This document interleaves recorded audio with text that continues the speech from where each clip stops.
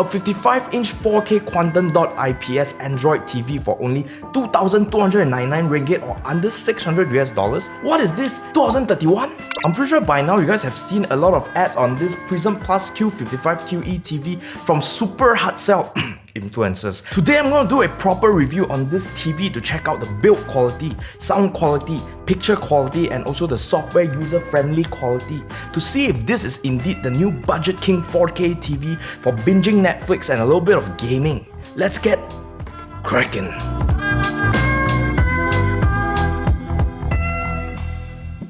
Full disclaimer, Prism Plus did send over this TV for a review, but we do reserve our right to an unbiased opinion as per usual, but I've included the links to the product down below, so feel free to check it out after you watch this review.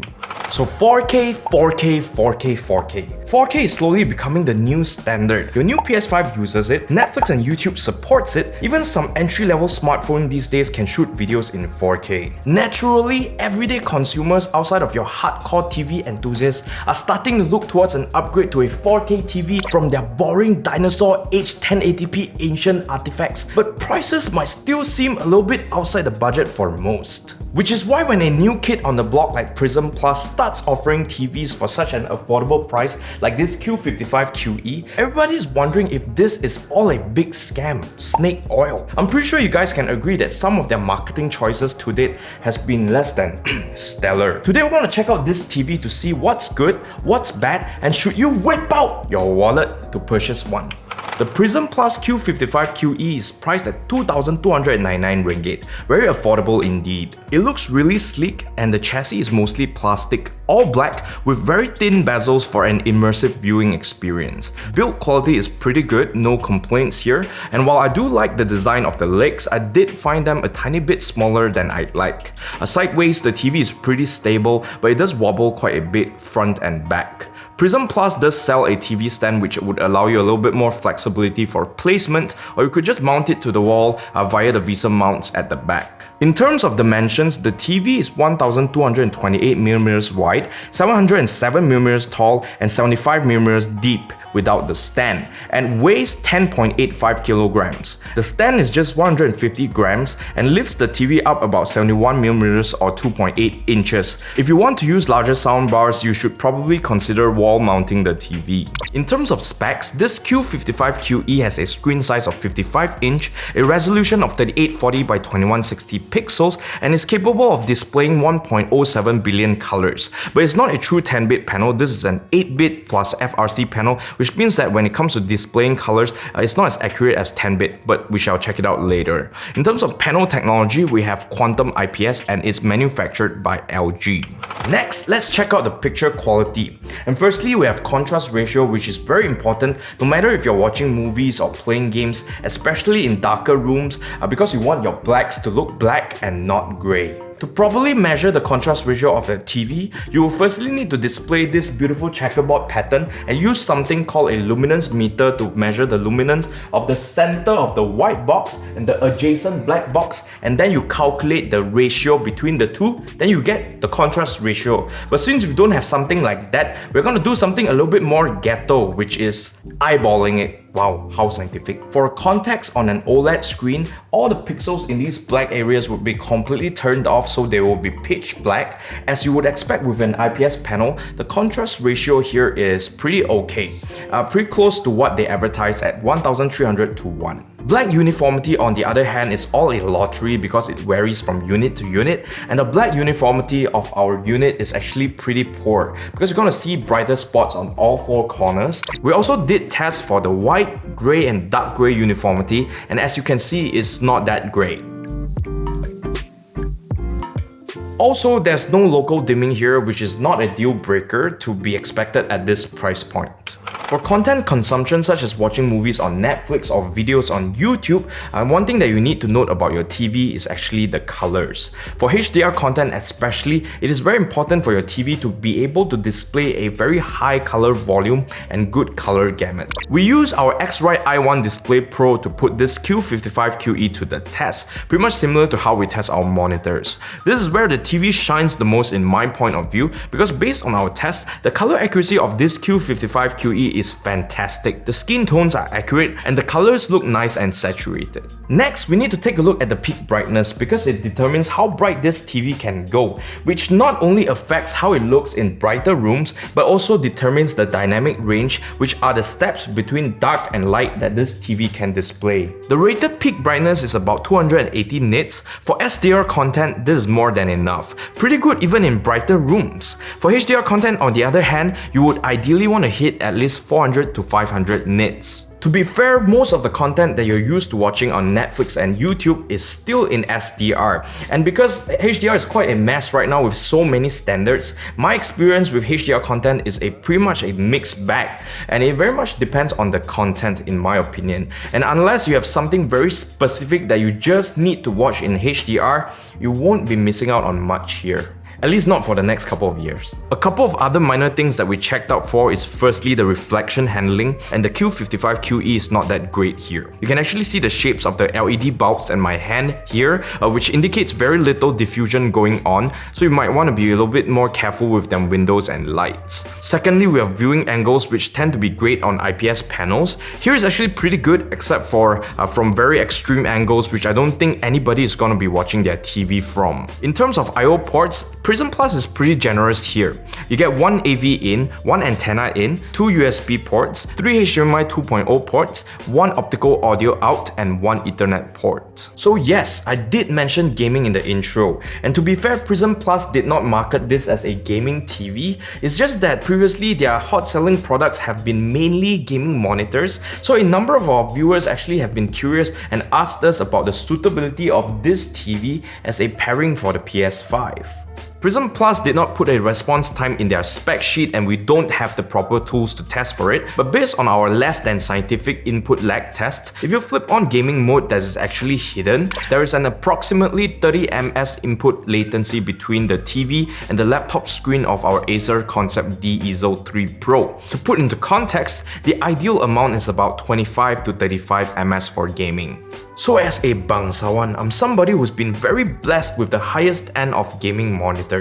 I can say that I don't feel any noticeable delay even when I'm playing faster paced games like Doom Eternal, but hey, your mileage may vary. Moving on to sound quality, the built-in speakers are, well, okay for the price. It gets decently loud, but there's not much in terms of soundstage and also stereo imaging. In terms of sound signature, the bass extension is pretty short and it's mid-bass heavy, so it muddies up the mids quite a bit, and the treble is also quite lacking. So like I said, it's okay for the price. Here's a sound test of the built-in speakers.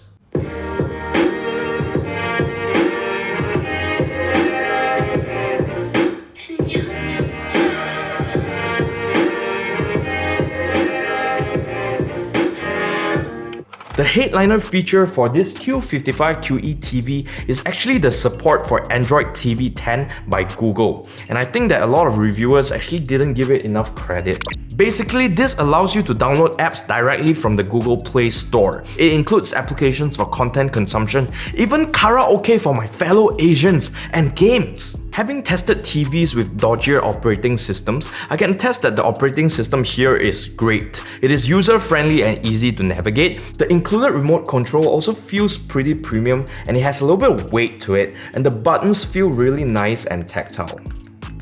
I especially like the quality of live shortcuts that pull up YouTube, Netflix, Prime Video, and Google Play, which is preloaded into the TV for you less tech-savvy people at a click of a button. And it's really responsive too. Another thing that adds value to this TV is actually the built-in Chromecast, which would set you back another 160 to 200 ringgit extra.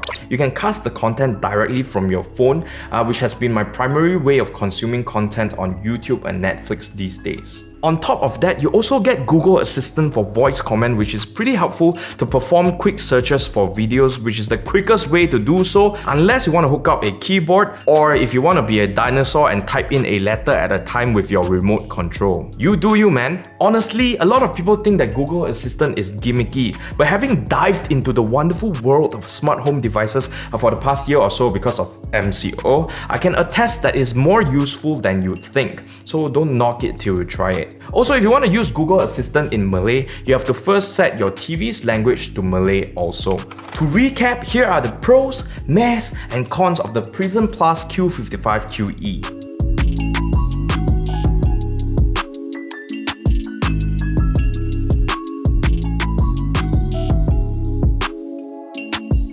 I give this Prism Plus Q55-QE TV a very cheap buy, 9 out of 10. To be honest, the picture quality on the Q55-QE, while not the greatest, is already pretty solid for the price. But what actually won me over is how surprisingly good the Android TV experience is. Also, this remote control is actually a winner in my book. If you want an affordable 4K TV that is great in SDR content, decent gaming performance, and also have smart features that you can actually use because it's so user-friendly, even your mother can pakai, then at 2,299 ringgit, this TV is actually pretty hard to beat. But if you want great HDR performance and great gaming performance, and also fancy features like local dimming, then you would probably have to spend another 1,000 to 2,000 ringgit. So the ball is in your park. And that's all, folks. If you thought this video is awesome, you know what to do. Don't forget to subscribe to our YouTube channel and hit the notification bell. Also, leave a comment down below to let us know if you actually went out to buy this TV, or if you have any other questions regarding this TV, and I'll try my best to reply to you or also include you in the comment section that's coming up next. Also, don't forget to follow us on Instagram and also Facebook to see more shenanigans from the Mob House crew. And I will see you in the next one after the comment section. For the comment section, we're going to start from the YouTube of our Asus ROG Flow X13 review. Firstly, we have Damon Fong. He said, looks good. Nice video as always. Just like your face, bro. Nice as always. Amirun DNH says, no one gonna talk about his great watch. Hey, jangan. Malu. Starboy says, not Starlord. This guy impressed me more than the laptop itself. Wow, you all like that? Tonight cannot sleep already, how? Quite a few people actually like this uncle sing Dua Lipa. So thank you very much, Amal Haikal, and also Nukman Mahmud, and also quite a few. I might not be Elizabeth Tan, but I am Shane Tan. Akif Seon.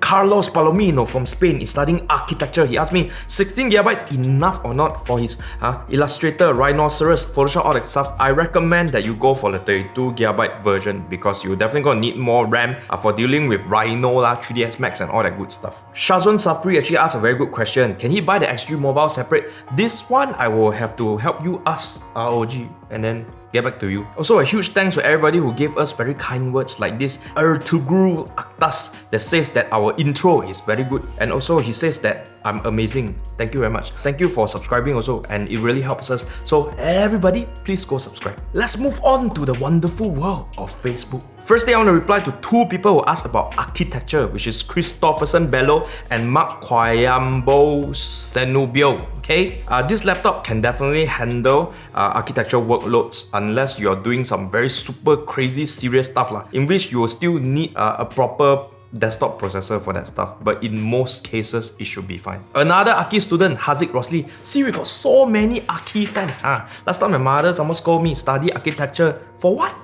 Do YouTube? It's so that I can make friends with more Aki people who actually building buildings outside, and then they watch me. They still have to listen to me when they buy their laptop, right? Nakajima Takimara Himara say, why use cheap buy when it's 13k? Not everybody here is rich leh. This is my channel or your channel. Cheap for me ma? I say cheap. Correct what? Wow, you go and make your own channel and then you go and say it's expensive lah.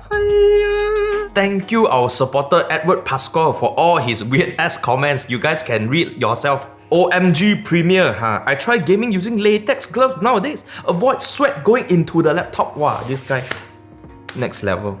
Another person, Johnsonville, asked me to release single EP. Wow, you all don't like that lah. Later, you membarakan my mimpi, then my mimpi mati again because I'm getting old. I cannot be a singer. Finally, Tun Faris Afifi asked, what is DCI P3? You see, this kind of good question, I must reply. DCI P3 is the color gamut that is slightly wider than Rec 709. So if it cover more of the DCI P3, I would consider a screen to be a wide gamut. You have to go beyond sRGB and Rec 709. Then you have DCI P3, which is what people use for cinema and stuff like that. The more you know. That's all folks for the comments today. Leave more comments actually. In fact, you guys don't leave so many comments. You guys leave so many comments, I cannot reply also. No, actually just leave many comments and I'll pick the good ones. So when you get picked, you know that you are a winner. Chicken dinner. Goodbye.